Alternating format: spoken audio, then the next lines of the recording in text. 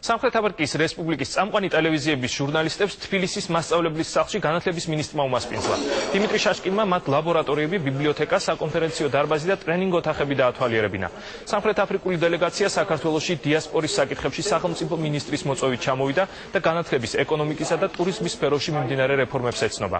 სამშობლოში დაბრუნების შემდეგ ჟურნალისტები ჩვენი ქვეყნის შესახებ რეპორტაჟებს მოამზადებენ.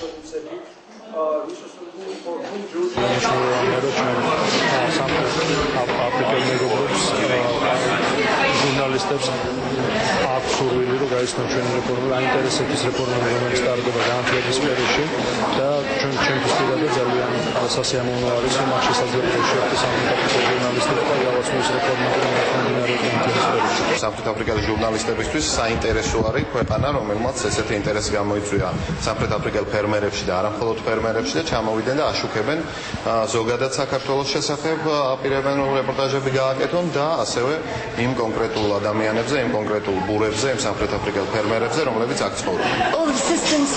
მინდა ვთქვა, რომ განათლების სფერო საქართველოში განვითარებულია, გაქვთ თანამედროვე ტექნოლოგიები, რაც სამხრეთ აფრიკაში შემიძლია ვთქვა, რომ უფრო დაბალ დონეზეა. ვნახეთ თუ როგორ მუშაობს სახელმწიფო სტრუქტურა და ასევე ვფიქრობ, რომ საქართველოს ბუნება ხელს უწყობს ამ ქვეყანაში ტურიზმის განვითარებას. მომავალში ვაპირებ აქ ჩამოსვლას და სიუჟეტების მომზადებას. სხვა დასრულდა